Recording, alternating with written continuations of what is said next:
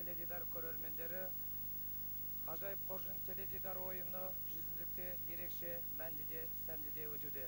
Оған куә ретінде осы ауылдың, баяғы қазақ ауылының тыныс тіршілігін көрсететін көріністер куә болады.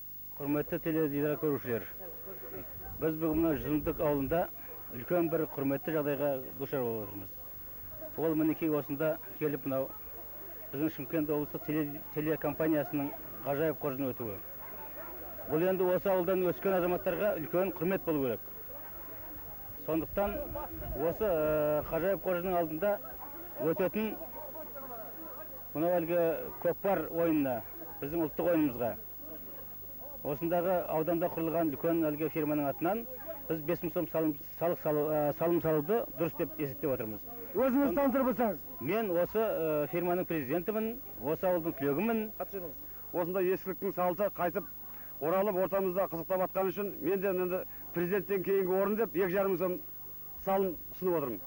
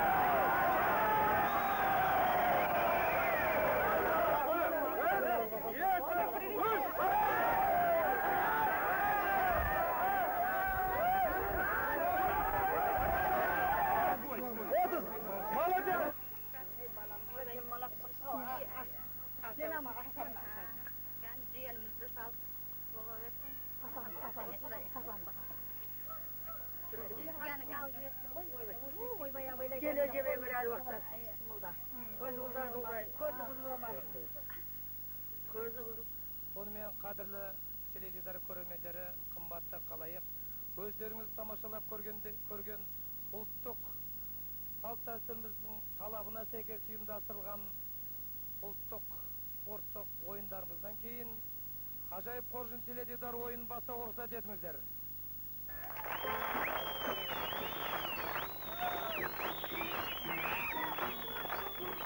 Бірінші кезекте осы шаруашылықтың төрағасы Амангелді Сәуірбаевқа, сондай-ақ басқадай ауыл белсенділеріне, жалпы ауыл еңбеккерлеріне осы ғажайып қоржын теледидар ойынын осында өткізуге қамқорлық жасаған үшін, сондай-ақ ұлтымыздың, халқымыздың салт-дәстүрі мен өнерін, әдебиетін өркендетуге үлес қосқандығы үшін 100 мыңдаған теледидар көрермендерінің атынан мыңда бір рахмет айтқым келіп отыр.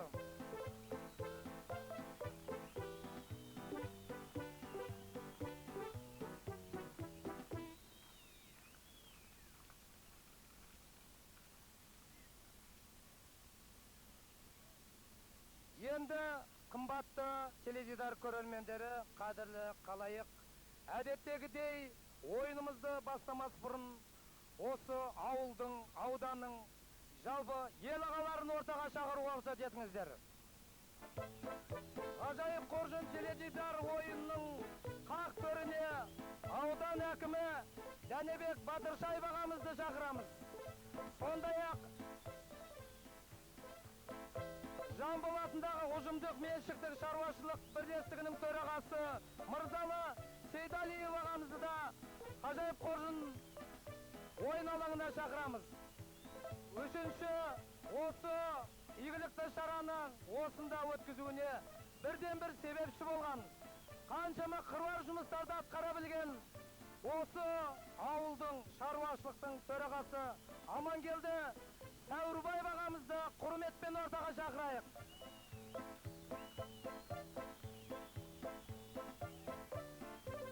Міне ел азаматы ойын алаңына көтерілуде.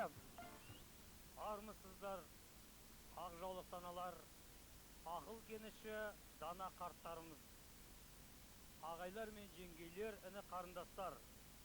Мынау біздің елге келген, жұртымызға келген бүгінгі ғажайып Қоржын мерекесі, үлкен теледидар ойыны, салт дәстүріміздің қайта оралуы құтты болсын. Ал енді мына мерекелеріңіз мерекеге ұлассын деп айта кетейін деп отырып, Байеке осыдан кейінгі 100-тен кейінгі той Шаянда орталықта болсын. Шаян деген шығыс сәулеті дейді, шығыс сәулетінде болсын. Соған бәріңізді қараша айында қонаққа шақырамыз. Міне бүгін біз үлкен қуанышты той үстінде отырмыз. Өйткені біздің Жамбыл атындағы ұжымдық және меншіктік шаруашылық бірлестігінің 13-ші мына 100-дік ұжымда ауданымызда, облысымызда ғажайып Қоржын атты ойыны бірінші рет өткізіліп отыр. Мына бүгінгі қуаныш ол біздің ата-бабамыздың, қазақ халқының дәстүрлерін өзімізден кейінгі ұрпақтарға, жастарға, інілерімізге, қарындастарымызға тәрбие есебінде үйретіп отқан нәрсе деп түсінеміз. Сондықтан бүгінгі осы кешті ұйымдастырып, тарихымызда қалдырып отқан осы 100-дік ұжымдық бірлестігінің коллективіне, халқына, еліне рахметімді айтамын. Ғажайып Қоржын кеші барлығымызға үлкен табыс әкелсін, семьямыздың қуанышын әкелсін, еліміздің, халқымыздың бірлігін, тірлігін әкелсін. Біз бүгін үлкен қуаныш сәтінде отырмыз. Себебі Ғажайып Қоржын программасы республикада бірінші болып, осы облыс, Шымкент облыстық теледидар радио компаниясында ұйымдастырылса, сол үлкен программа бүгін біздің туған жерімізде, туған елімізде, осы 100-дік шаруашылығында, оның еңбек коллективінің алдында алғаш рет болып отыр. Бұл бізге дегенге үлкен сенім, үлкен құрмет.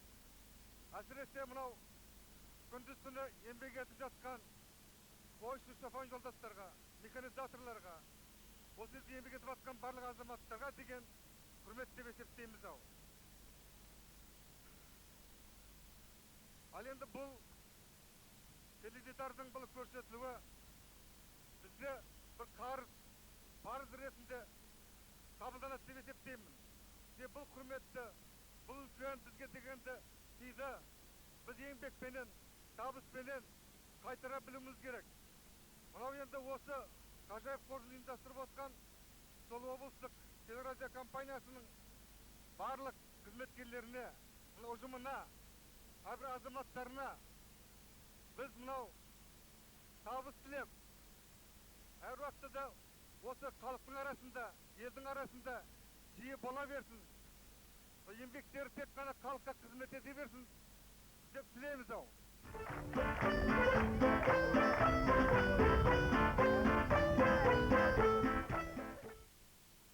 Сонымен қымбатты қалай қадірлі теледидар көрермендері, ғажайып Қоржын 100-дікте өздеріңіз асыға күтіп отырғанда енді ғажайып Қоржын теледидар ойынын бастайық. Сонымен қадірлі теледидар көрермендері, қымбатты қалайық, жүзімдікте өткелі отырған ғажайып қоржын теледидар ойынның алғашқы тобындағы ойыншылармен қысқаша таныстыруға рұқсат етіңіздер. Менің жанымда тұрған кісі Оразбек Серіков, осы шаруашылықтың озат механизаторы. Құрмет көрсетіңіздер. Райхан Ысқақова, жүзімдік орталау мектебінің мұғалімі. Үшінші ойыншымыз Елмира Шортанбаева, әлгіндегі аталмыш мектептің оқушысы.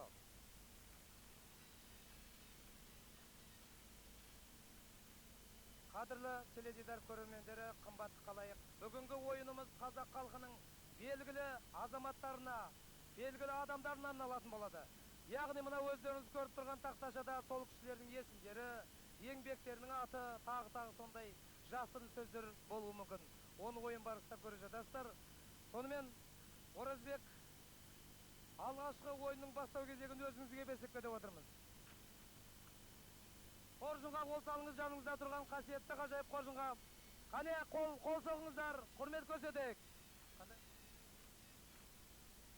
Тамаша, бұл кісі дегеннен 350 бар ұпайласы салып отыр. Жоғарғы ұпайдың бірі. Сонымен, Қореке ойын шартын білесіз.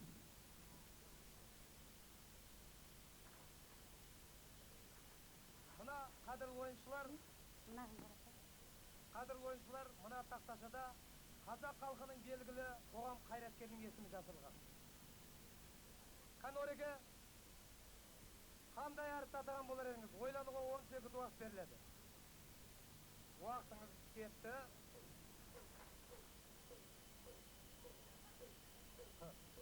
Қандай? Т. Торғай деген сөзге келетін ғой.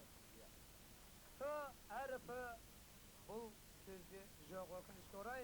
Ойын кезегі сізге келіп отыр. Қане қоржынға жақындаңыз. Қоржынға Райхан Ысқақова келді. Қане.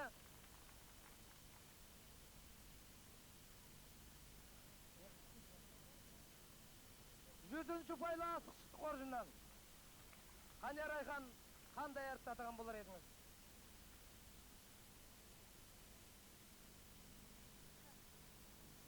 К болғанда Қ.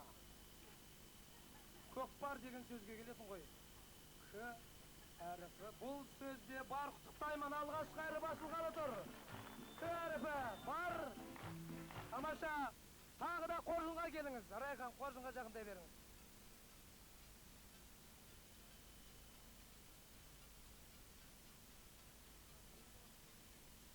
Бесінші ұпайлы асықталып отыр, 100-ден сәл төмен. Дегенменде әріп атау кезегі тағы да өзіңізде. Ойланыңыз 10 секунд.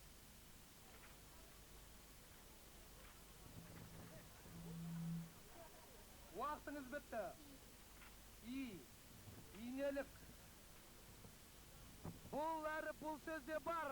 Осымен Райхан қатарынан 2 рет тауып отыр.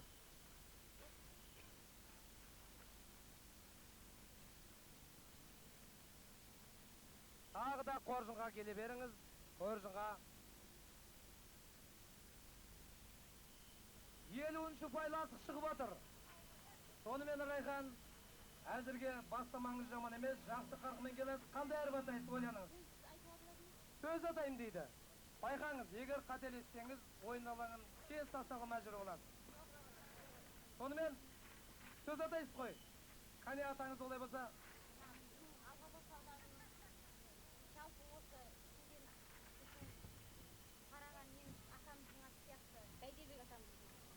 Дәл тапты, шын мәнінде бұл жерде Бәйдібек деген сөз жасырылып жатыр еді. Міне, қадірлі қалайық, сөз мерзімінен бұрын табылды.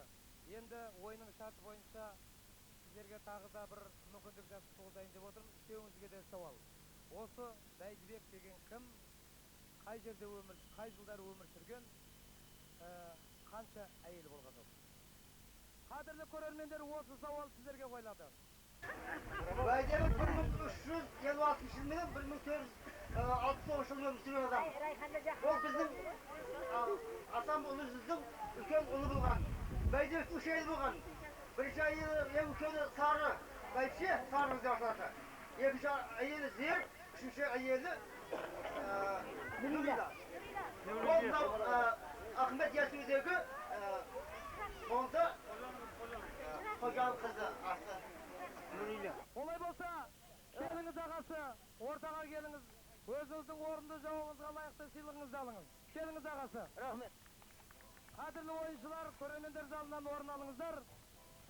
Сіз әрине ақтық ойынға барған жолдама алып отырсыз. Алғашқы топтың ойыншылардың құрметіне. Қане, қол соғыңыздаршы.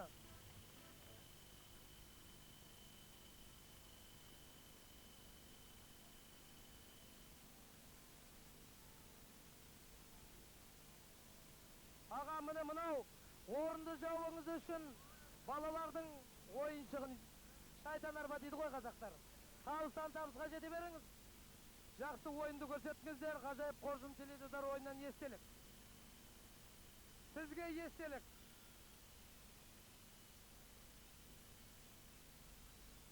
Қадірлі теледидар көрермендері, қымбатты қалайық. Ойынымыздың тәртібіне сәйкес музыкалық үзіліс жариялаймыз.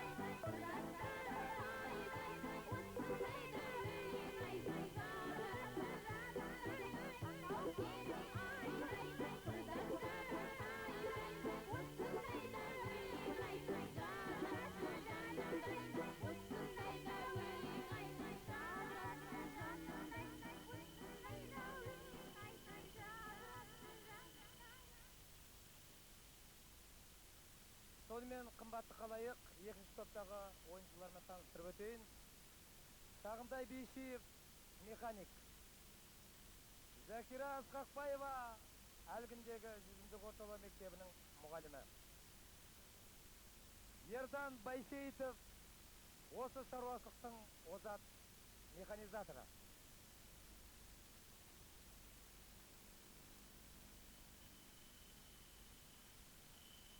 Қадірлі ойыншылар, мұнда қазақтың белгілі ақынның аты жазылған. Мына тақташада қазақтың белгілі ақынның есімі жазылған.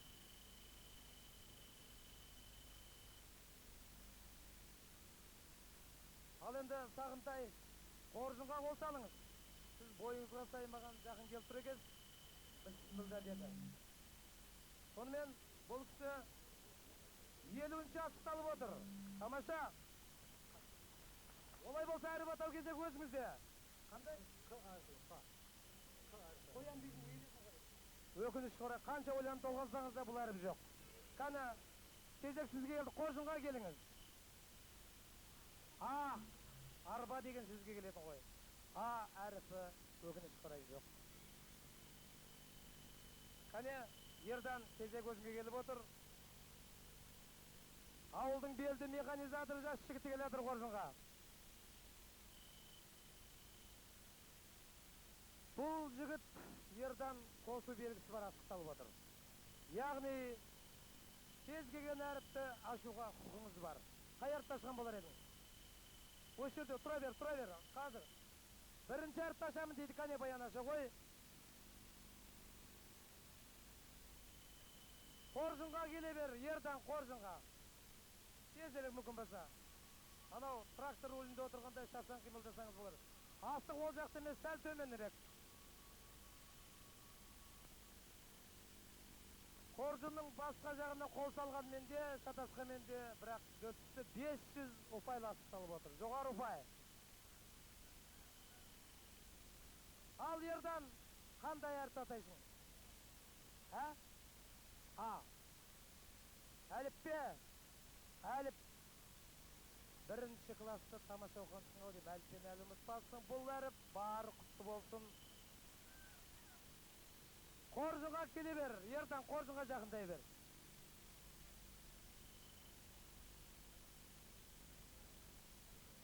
Жүзінші ұпайлы асық.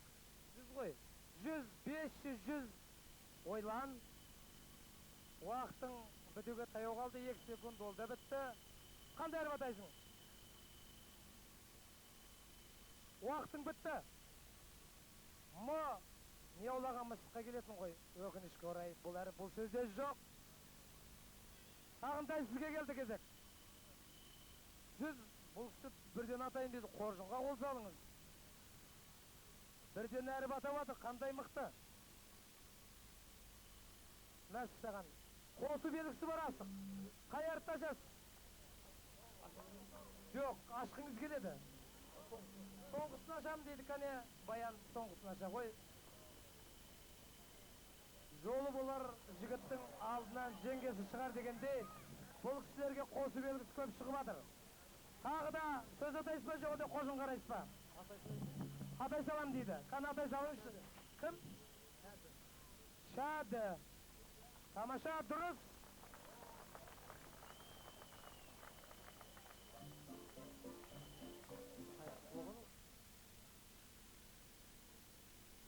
Енді Сағынтай, үшеуіңізге де сауал. Шады деген кім? Қай жерде туған? Оның әкесінің аты кім?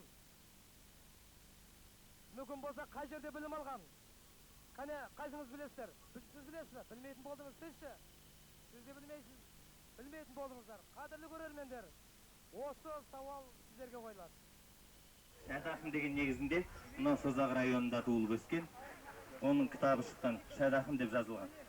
Сол кітабын мен мектепте оқып жүрген кезінде оқып шыққан едім. Созақ районының ақыны, Шады ақын деген кітапта шыққан. Келіңіз ортаға, егеменде жақсартыңыз, жазды толықтыра түсейін. Шады Жәңгірұлы 1855 жылы Шымкент облысы Созақ ауданындағы Құмкент селосында елде дүниеге келген. 1930 жылы Өзбекстандағы Сырдария облысында қайтыс болған. Бұл кісінің шешесі Мәуіті әнші, күйші болған. Бұл Шады ақын осы Шаян медресесінде білім алған. Майлықожа Құлыншақ деген атақты ақындардың шәкірті болған, сол кісінің бағыттаған. Пушкиннің поэмаларын аударып жарыққа шығарған ғұлама ақынның бірі. Дегенмен де сіз жақсы, тамаша, бұл кісінің есімі де Шады екен. Қандай ұқсастық. Олай болса, мына Шадидей ақынның жолын қуып жүре беріңіз деген ниетпен мына қабырға сағатын ғажайып қозынан естелікке табыс етейік.